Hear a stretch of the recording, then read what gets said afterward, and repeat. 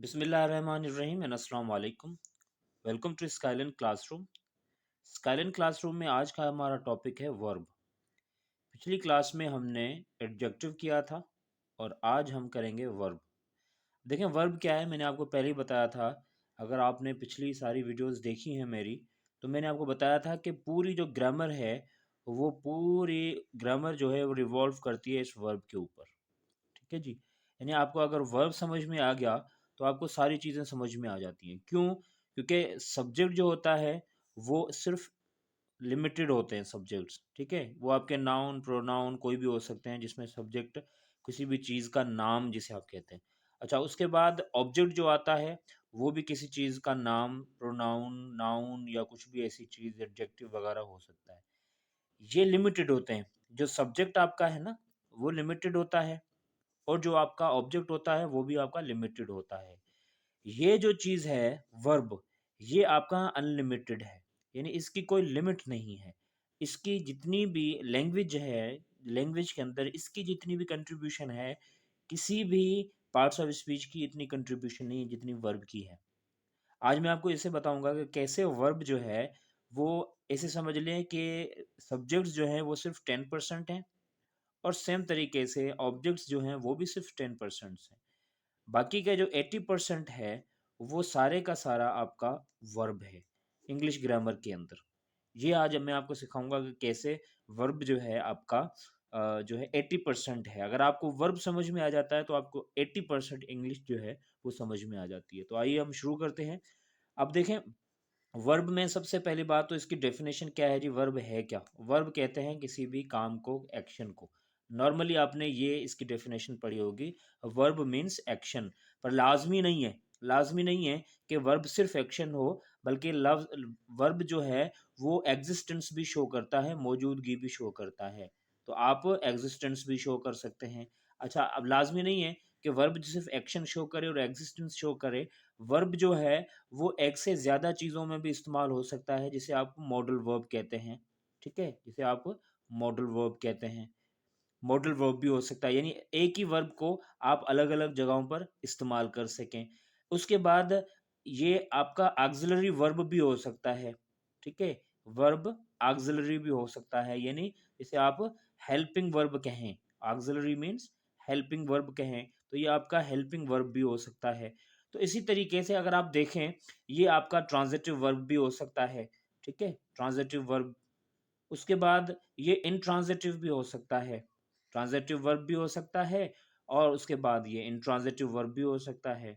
ठीक है, अब ये तकरीबन मोस्ट इम्पॉर्टेंटली जिस इसकी जो इकसाम है वो यही है। ट्रांजिटिव है, एक्शन है। नॉर्मली आपने आज तक पढ़ा होगा verb is what, verb is action. ठीक है, ये मोस्ट कॉमन जो इसकी डेफिनेशन है जो हमें रटवाई जाती है, जो हमें बताया जाता है, वो तकरीबन यही होती है कि verb is something that shows the action. It is not necessary always कि वो एक्शन शो करे, it sometimes might show the existence. वो कभी कभार एग्जिस्टेंस भी शो करता है ना, and it sometimes may be used more than 3 or 4 or 5 times in a same sentence with a different meaning. ये भी हो सकता है कि एक ही वर्ब जो हो, वो जैसे मे है, आप मैं आपको समझाऊंगा वन बाय वन सारी चीजें। मॉडल वर्ब में जैसे आपका मे है, मे को आप MAY में, ठीक है, वो वाला मे, उसको आप एक से ज्यादा जगहों पर इस्तेमाल कर सकते हैं, तो that is a modal verb also ना। ऑक्सिलरी वर्ब और helping verb, sometimes it also helps the main verb. जो एक्शन में वर्ब होता है ना, ये मेन वर्ब, ये sometimes it helps it to complete its meaning. Helping verb उसे कहते हैं, ऑक्सिलरी वर्ब उसे कहते हैं। Transitive verb is something that helps you to out make sentences from active to passive voice, for example. Intransitive verbs are there which cannot be taken into passive voice also, and that they do not have the direct object or something like that. But everything, inshallah, by the end of this video I will explain each and everything about the verb, and finally you will be able to understand the 80% of the grammar, why the verb is very important. Okay, so let's start with the action verb. First of all, what is an action verb? What is an action verb? Action verb may be the main verb. Action verb is called the main verb which shows the action. अब उसमें आपका regular भी आ सकता है, regular verb, right. And then irregular verb भी आ सकता है। रेगुलर वर्ब में क्या होता है कि उसके जो first form, second form, third form and fourth form, ये हर वर्ब के, मेन वर्ब जो भी होगा ना, उसकी फर्स्ट फॉर्म एक शक्ल होगी, दूसरी शक्ल भी होगी, तीन शक्ल और चार शक्लें होंगी उसकी। तो जो रेगुलर वर्ब होगा उसकी सेकंड और थर्ड दोनों फॉर्म्स में आप या तो डी लगाएंगे या फिर ईडी लगाएंगे। और फोर्थ फॉर्म का तो आपको वैसे ही पता है वो कैसे बनती है, आई एन जी लगाकर वर्ब की फर्स्ट फॉर्म के साथ। ये होते हैं रेगुलर वर्ब। इसके अलावा ये इर्रेगुलर वर्ब भी होता है। इर्रेगुलर वर्ब किसे कहते हैं जी, जो कि इर्रेगुलर हो, जिसका कोई भी कानून कायदा ना हो, इर्रेगुलर वर्ब। ठीक है। अब इर्रेगुलर वर्ब कौन से होते हैं, इर्रेगुलर वर्ब भी वे मेन वर्ब होते हैं जो काम शो करेंगे, मगर उसकी जो फर्स्ट फॉर्म है, सेकंड फॉर्म है, ठीक है, और जो थर्ड फॉर्म है और जो फोर्थ फॉर्म है, खासतौर पर ये जो दो फॉर्म्स है ना, फर्स्ट, सेकंड एंड थर्ड, ये आपकी या तो बिल्कुल सेम होंगी, ठीक है, या बिल्कुल डिफरेंट होंगी, या तो बिल्कुल सेम होंगी या फिर डिफरेंट होंगी। अब आप सोच रहे होंगे कि कैसे सेम होंगी और कैसे डिफरेंट होंगी, तो मैं आपको अभी बताने लगा हूं। For example same, hit, hit first form है मारना, इसकी सेकंड फॉर्म भी हिट है, थर्ड फॉर्म भी हिट है और फर्स्ट फॉर्म भी हिट है। सेम तरीके से हर्ट, HURT, हर्ट, जख्म देना, किसी को तकलीफ देना, इसकी second form, first form, third form, ये सारी हर्ट की हर्ट ही है। ये होगी सेम। डिफरेंट कैसे होगी, जैसे राइट है, राइट फर्स्ट फॉर्म है, ठीक है, उसकी सेकंड फॉर्म क्या है, रोट, और थर्ड फॉर्म क्या है, रिटन। ठीक है, ये हो गई सेकंड, ये हो गई सेकंड फॉर्म, ये हो गई थर्ड फॉर्म। इसी तरीके से बहुत सारी आपको एग्जाम मिलेंगे, आप सर्च कीजिएगा इर्रेगुलर वर्ब के नाम से, तो आपको बहुत सारे इर्रेगुलर वर्ब की लिस्ट जो है आपके सामने आ जाएगी, जिसमें यही फार्मूला होगा, या तो वो सेम होंगे या बिल्कुल डिफरेंट होंगे।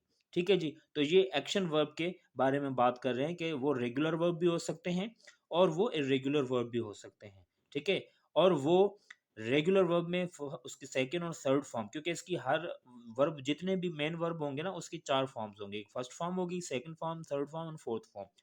तो फोर्थ फॉर्म तो सब सिंपल है कि आप क्या करेंगे, आईएनजी लगा देंगे, ये हो जाता है फोर्थ फॉर्म। पर उसके अलावा जो सेकंड एंड थर्ड फॉर्म होती है ना, वो रेगुलर वर्ब की तो ये होती है कि डी या ईडी लगा दें तो सेकंड एंड थर्ड फॉर्म बन जाती है। पर इरेगुलर वर्ब की ऐसा नहीं होता है, वो तो या तो सेम होती है या तो फिर डिफरेंट होती है। तो ये हो गया यहाँ पर हमारा मेन वर्ब। अब जितने भी सेंटेंसेस आपके बनते हैं वो सारे के सारे इसमें से बनते हैं मोस्टली। आपके सेंटेंसेस जितने भी बनेंगे, आप देखेंगे कि वो में रेगुलर वर्ब और इरेगुलर वर्ब के सेंटेंसेस बन रहे होंगे। आप बनाकर देखिएगा, for example, I go to school, I write a letter, we play cricket, we played cricket, we are playing cricket. अब ये जितने भी सेंटेंसेस बनेंगे, आपके सब्जेक्ट जो ये यहाँ पर हमने कहा था ना कि सब्जेक्ट और ऑब्जेक्ट लिमिटेड होते हैं, 10% ग्रामर में होते हैं। बाकी की जितनी लैंग्वेज होती है, बाकी की जितनी ग्रामर होती है, वो 80% आपका वर्ब होता है। तो आप सिर्फ और सिर्फ ये देखें, अभी हमने सिर्फ ये एक्शन वर्ब कवर किया है, जिसमें से आपके कितने सेंटेंसेस आप अंदाजा करें कि आप डेली बेसिस पर बना सकते हैं। ठीक है जी। अच्छा, उसके बाद हम आते हैं एग्जिस्टेंस पर। ये एग्जिस्टेंस भी शो करते हैं, मौजूदगी जिसे आप कहते हैं ना, मौजूदगी, जिसे आप टू बी वर्ब भी कहते हैं, इसको आप टू बी वर्ब भी कहेंगे। टू बी वर्ब, एग्जिस्टेंस को टू बी वर्ब भी आप कहते हैं। अब टू बी वर्ब कैसे हैं जी, टू बी वर्ब ऐसे हैं कि ये आपके सेंटेंसेस सिर्फ और सिर्फ मौजूदगी शो करेंगे। अब वो मौजूदगी कैसे शो करते हैं, मैं आपको बताने लगा हूँ। मौजूदगी कैसे शो करेंगे कि किसी भी चीज़ की मौजूदगी, जैसे आप कहते हैं मैं घर पर हूँ, आई एम एट होम। अब यहाँ पर जो आपका एम आ रहा है वो आपका है टू बी वर्ब, जिसे आप कहते हैं एग्जिस्टेंस। यहाँ पर कोई काम नहीं हो रहा, सिर्फ मौजूदगी शो कर रहा है। सेम तरीके से अगर आप कह रहे हैं it is a pen, it is a pen, अब यहाँ पर भी जो इज है ये आपका क्या है, टू बी वर्ब है, यानी एग्जिस्टेंस शो कर रहा है, कोई भी काम शो नहीं कर रहा। तो इस तरीके से आपके इज, एम, आर, वाज, वर और विल बी, शैल बी जो हैं आपके एग्जिस्टेंस शो करने वाले यानी टू बी वर्ब हैं। ठीक है जी। अच्छा, उसके बाद हम आते हैं, इसके भी बहुत सारे सेंटेंसेस आपने बनाए होंगे, देखे होंगे और बनाते भी डेली बेसिस पर होंगे बहुत सारे। अब हम आते हैं मॉडल वर्ब्स पर। अब जी मॉडल वर्ब क्या है? मॉडल वर्ब किसे कहते हैं? मॉडल वर्ब वो हैं जो एक ही वर्ब हो, ठीक है? वन वर्ड यानी वन वर्ब हो, ठीक है? और उसके एक से ज्यादा यूसेजेस हों, ठीक है? सेवरल यूसेजेस या डिफरेंट यूसेजेस जिसे आप कहते हैं सेवरल यूजेस, एक ही वर्ब के डिफरेंट या सेवरल यूसेजेस हों। अब फॉर एग्जांपल कैसे, वो मैं आपको अभी बताने लगा हूँ। जैसे मैंने आपको एग्जांपल दी थी मे। अब मे को आप कहाँ कहाँ पर इस्तेमाल कर सकते हैं? जैसे आप परमिशन लेने के लिए मे को इस्तेमाल करते हैं, मे आई कम इन सर, क्या मैं अंदर आ सकता हूँ, ऐसे बोलते हैं। या फिर आप बोलते हैं हो सकता है आज बारिश हो, इट मे रेन टुडे। मे की सेकंड फॉर्म को इस्तेमाल कर सकते हैं। मे की फोर्थ फॉर्म मे बी को इस्तेमाल कर सकते हैं, हो सकता है वो घर पर हो, he may be at home, वहाँ पर मे बी को इस्तेमाल कर रहे हैं। He may be writing a letter, हो सकता है वो खत लिख रहा हो, ठीक है। ही माइट कम, हो सकता है वो आ जाए। मे की सेकंड फॉर्म माइट है, माइट बी है, माइट हैव है। ये सारे के सारे मॉडल वर्ब्स आप इस्तेमाल कर सकते हैं। मे के अलावा आप कैन को इस्तेमाल कर सकते हैं, can, can be, could, could be, could have, ये भी इस्तेमाल हो किया जा सकता है। उसी के बाद शिड, शल है, शुड है, विल है, वुड है। बहुत सारे ऐसे मॉडल वर्ब्स हैं जो इंशाल्लाह नेक्स्ट क्लासेस में जब आप, क्योंकि मैं आपको यहाँ पर अगर हर एक चीज़ को क्लियर करता चलूँगा तो जो ये वीडियो जो है वो 1 घंटे से ज़्यादा बन जाएगी। तो फिलहाल मैं सिर्फ आपको ये क्लियर करवाने की कोशिश कर रहा हूँ कि वर्ब की अहमियत कितनी है ग्रामर के अंदर, ठीक है जी। तो नेक्स्ट क्लास में अंदर इंशाल्लाह मैं आपको ये मॉडल वर्ब्स अलग से करके बताऊंगा, एग्जिस्टेंस, टाइम, जो सॉरी मौजूदगी वाले, एक्शन वाले, ये अलग करके बताऊंगा। अच्छा, उसके बाद हम आते हैं ऑक्सिलरी वर्ब या हेल्पिंग वर्ब पर। अब ऑक्सिलरी वर्ब या हेल्पिंग वर्ब करते हैं, मैंने आपको पहले ही बताया था क्या करते हैं जी, मेन वर्ब की मदद करते हैं। ये मेन वर्ब आपका जो होता है ना, उसकी मदद कर रहे होते हैं जुमले को पूरा करने में। तो हेल्प किसकी करते हैं? मेन वर्ब, मेन वर्ब की हेल्प करते हैं, हेल्प द मेन वर्ब। अब जैसे यहाँ पर मेन वर्ब का होना भी लाजमी होगा, ठीक है। अब मेन वर्ब कैसे आएगा जुमले के अंदर? फॉर एग्जाम्पल जैसे आपने कहा आई वॉज स्लीपिंग। अब यहाँ पर स्लीपिंग क्या है? मेन वर्ब है। I was sleeping, I was sleeping. तो इसकी जो जुमले को मदद कौन कर रहा है? वॉज। यहाँ पर ये क्या है? ऑक्सिलरी वर्ब है। अगर मैं यहाँ से वॉज निकाल दूं आई स्लीपिंग, तो ये ग्रामर के हिसाब से, सेंटेंस के हिसाब से गलत हो जाएगा, ठीक है ना। तो यहाँ पर मदद कौन कर रहा है? वॉज कर रहा है, सही है। तो यहाँ पर वॉज, या आई एम स्लीपिंग कर दें, एम यहाँ पर आपका क्या है? ऑक्सिलरी वर्ब है, टू बी वर्ब नहीं होगा यहाँ पर, क्योंकि यहाँ पर मेन वर्ब के साथ आ रहा है। यहाँ पर कोई मेन वर्ब नहीं था तो हम इस एम आर को क्या कर रहे थे? टू बी वर्ब कह रहे थे, एग्जिस्टेंस शो कर रहे थे, मौजूदगी शो कर रहे थे। यहाँ पर हम क्या कह रहे हैं कि ये मौजूदगी शो नहीं कर रहा, बल्कि यहाँ पर ये मदद कर रहा है, ऑक्सिलरी वर्ब है, हेल्पिंग वर्ब है। किसकी मदद कर रहा है? ये मेन वर्ब की। जैसे यहाँ पर sleeping, I was writing, I was speaking, for example I shall be speaking, ठीक है, आई एम राइटिंग, ठीक है। I have written a letter, जैसे हैव और हैज है। जितने भी 12 टेंसेज हैं उसमें आपने जितने भी हेल्पिंग वर्ब, ऑक्सिलरी वर्ब्स देखे होंगे जो मेन वर्ब की मदद कर रहे होते हैं, तो वो आपके सारे के सारे क्या हैं? आपके ऑक्सिलरी या हेल्पिंग वर्ब होते हैं, ठीक है जी। अच्छा, उसके बाद हम आते हैं ट्रांजिटिव वर्ब पर। ट्रांजिटिव वर्ब क्या है जी? ट्रांजिटिव वर्ब वो होता है जिसका पैसिव वॉइस बन सके, जिसका पैसिव वॉइस बन सके। अब आप कहेंगे कि सर पैसिव वॉइस क्या है? पैसिव वॉइस ये होता है, पैसिव वॉइस की एक अलग से वीडियो में बनाऊंगा जिसमें आप सेंटेंस को पैसिव में एक्टिव टू पैसिव वॉइस में चेंज कर दे। और वो तब बनता है जब आपका वर्ब जो है ट्रांजिटिव हो। ट्रांजिटिव किसे कहते हैं? जिसका असर डायरेक्ट किसके ऊपर हो? ऑब्जेक्ट के ऊपर हो। जैसे यहाँ पर है I eat apple, for example I eat an apple. अब यहाँ पर जो आई ईट एप्पल है, आई ईट एप्पल, अब यहाँ पर जो ईट है ये आपका ट्रांजिटिव वर्ब है, क्योंकि इसका असर डायरेक्ट एप्पल पर हो रहा है।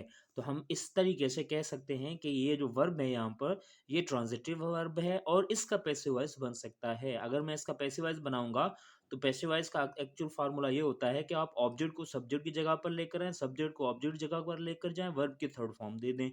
तो ये होगा an apple is eaten by me. ये एक अलग से बहस है, मैं आपको बता दूंगा। बहरहाल ट्रांजिटिव वर्ब किसे कहते हैं? ट्रांजिटिव वर्ब वो होता है जो अ, आप ऐसे समझ ले, ऑब्जेक्ट जिसका डायरेक्ट हो और वर्ब की असर जो है वो डायरेक्ट ऑब्जेक्ट पर हो।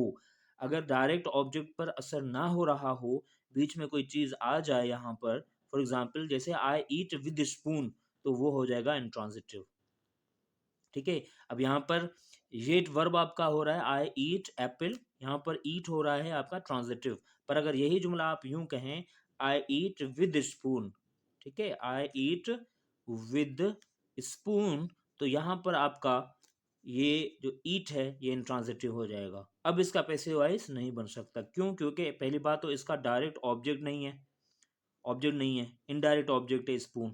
और दूसरी बात ये है कि बीच में प्रीपोजिशन आ रहा है। तो हमने पढ़ा था कि ट्रांजिटिव वर्ब वो होता है जो डायरेक्ट, जिसका वर्ब का असर डायरेक्ट ऑब्जेक्ट पर हो, ठीक है ना, और उसका डायरेक्ट ऑब्जेक्ट हो, तो ये हो जाएगा इंट्रांजिटिव। अब आपने देखा कि वर्ब को अगर आप सही तरीके से पढ़ लें, जिस तरीके से इसको पढ़ाया जाता है और जिस तरीके से इसकी जो प्रैक्टिस की जाती है, अगर हम इसको कर लें, इंशाल्लाह जो नेक्स्ट क्लास में मैं आपको दोबारा वर्ब के ऊपर हर एक इकसाम इसकी अलग से पढ़ाऊँगा। इसमें मैं आपको एक्शन वर्ब के सारे रेगुलर, इर्रेगुलर बताऊँगा और टू बी वर्ब भी बताऊँगा, modal verb, auxiliary verb, transitive verb, intransitive verb और उसके पैसिव वॉइस कैसे बनते हैं। भले ही वो वीडियो थोड़ी लेंथी हो जाएगी, पर मैं आपको इंशाल्लाह ये सारी चीज़ें क्लियर करवाऊँगा नेक्स्ट वीडियो में।